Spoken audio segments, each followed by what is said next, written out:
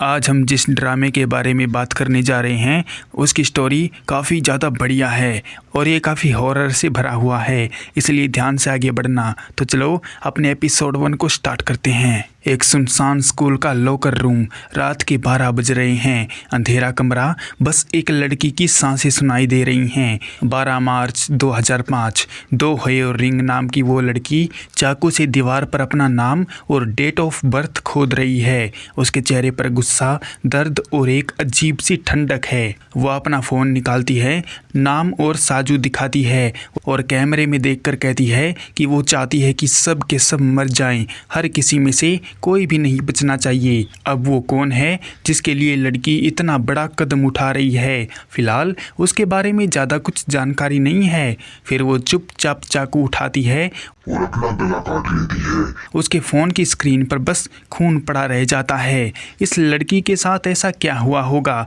जो ये अपनी जान देने को रेडी हो गई? और वो कौन आदमी है जिससे लड़की को ये कदम उठाने पर मजबूर किया? लड़की के हालात देखने से लग रहा था कि वो काफ़ी दुखी है और बहुत बड़े ट्रॉमा से गुजरी है। और सवाल ये भी उठता है कि उसने स्कूल में ही ये कदम क्यों उठाया? इन सब सवालों का तो बाद में पता चलेगा। कहानी अब फास्ट फॉरवर्ड होती है 20 साल बाद, जून 2025 में सियोरिन हाई स्कूल में। यहाँ हमारी मेन कैरेक्टर यू सिहा आती है, एक ट्रैक एंड फील्ड की होनहार एथलीट। वो सुबह उठती है, अपने पड़ोसी और सीक्रेट बॉयफ्रेंड किम जियोनवू को मैसेज करती है। वो दोनों स्कूल जाते हुए चुपके से किस करते हैं, लेकिन वो अपने रिलेशन के बारे में किसी को भी कुछ भी पता नहीं चलने देते हैं, यहाँ तक कि अपने स्कूल फ्रेंड को भी। अब देखो, ऐसा करना अच्छा नहीं होता।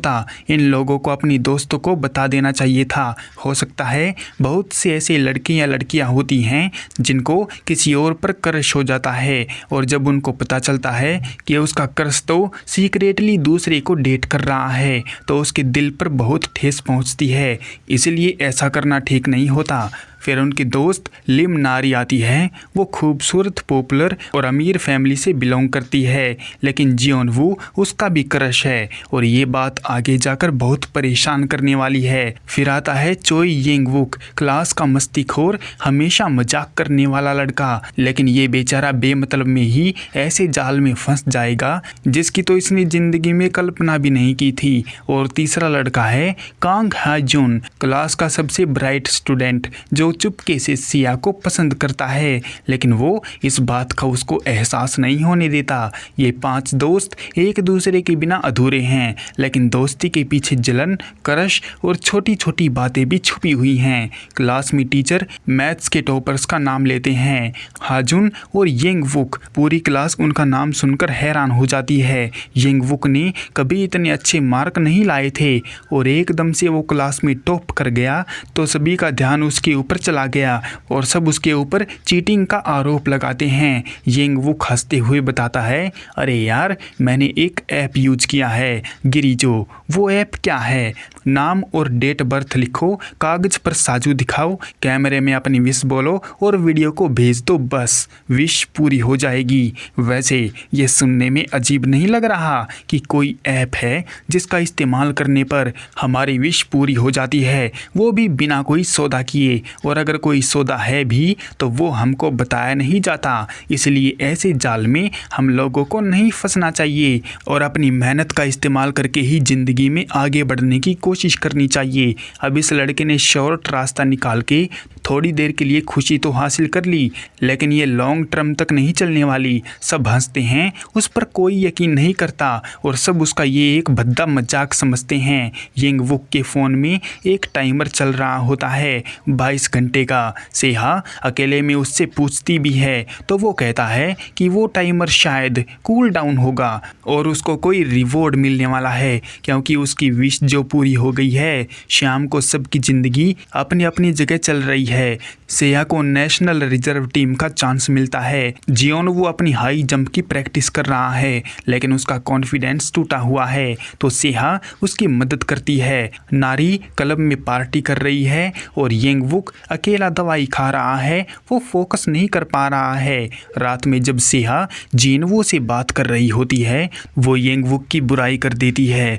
येंगवुक वो सुन लेता है। उसके दिल पर यह सुनकर गहरा घाव लगता है। वो सेहा को 39 बार कॉल करता है। सेहा मिस्ड कॉल देखकर परेशान होती है। जियोनवू मजाक में कहता है, चल गिरिगो पर विश कर देते हैं कि तेरी प्रैक्टिस कैंसिल हो जाए ताकि येंगवू की बर्थडे पार्टी में जा सकें। येंगवू सच में ऐप खोलता है और विश कर देता है। दोनों हंसते हैं, लेकिन वो नहीं जानते कि ये छोटा सा मजाक उन पर कितना भारी पड़ने वाला है। अगली सुबह क्लास में येंगवू का टाइमर सिर्फ 2 मिनट बचा होता है। वो बेचैन है और बेंच पर टेढ़ा लेटा हुआ है। वो परेशान है कि आगे क्या होने वाला है।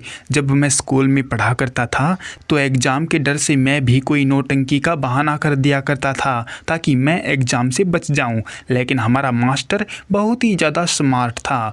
उसे पता था कि ये गधा नौटंकी कर रहा है, इसलिए वो हमको मूर्खा बनाता था और डंडे से भी मारा करता था। जब बचपन याद आता है तो अपने आप की शक्ल देखना मुश्किल हो जाता है आईने में। टीचर यंगवुक को डांटते हैं। हाजुन उसकी मदद करना चाहता है, लेकिन अचानक यंगवुक की बॉडी कांपने लगती है। उसकी आंखें बदल जाती हैं। वो चाकू उठाता है तो क्लास में डर फैल जाता है। देखने से लग रहा था कि वो पोजेस हो गया है और कोई और उसकी बॉडी को कंट्रोल कर रहा है।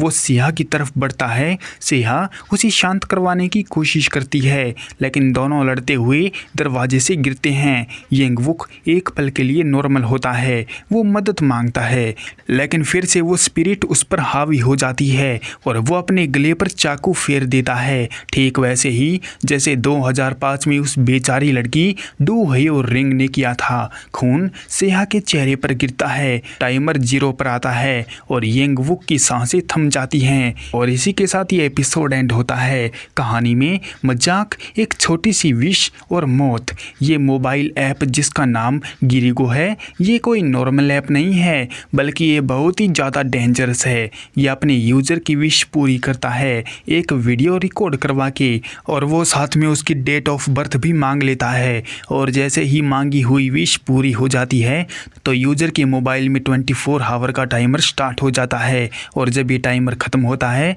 तो साथ में यूज़र की ज़िंदगी भी ख़त्म हो जाती है। और सबसे बड़ी दिक्कत तो ये है कि ये ऐप इस बात का खुलासा भी नहीं करता कि यूज़र जो विश मांग रहा है उसके बदले में उसकी जान का सौदा हो चुका है। और यही बात इस ऐप को एक जानलेवा डर और खौफ की ताकत दे देती है। हालांकि अगर यूज़र को पहले ही पता हो कि वो जो कुछ भी कर रहा है उसका रिजल्ट क्या होने वाला है तो शायद इतनी सारी मौत नहीं होगी। लेकिन ऐसा बताएगा कौन? जो बताने लायक होता है उसकी मौत खुद उसके सर पर मंडरा रही होती है, और जिसके सर पर मौत मंडरा रही होती है तो वो दूसरे के भले के बारे में सोच ही नहीं सकता। वो ट्रोमा में चला जाता है कि कैसे इस मुसीबत से बचा जाए। हालांकि उसको तो ये भी नहीं पता होता कि ये टाइमर उसकी ज़िंदगी का टाइमर है और वो बेफिक्र होकर अपने काम करता रहता है।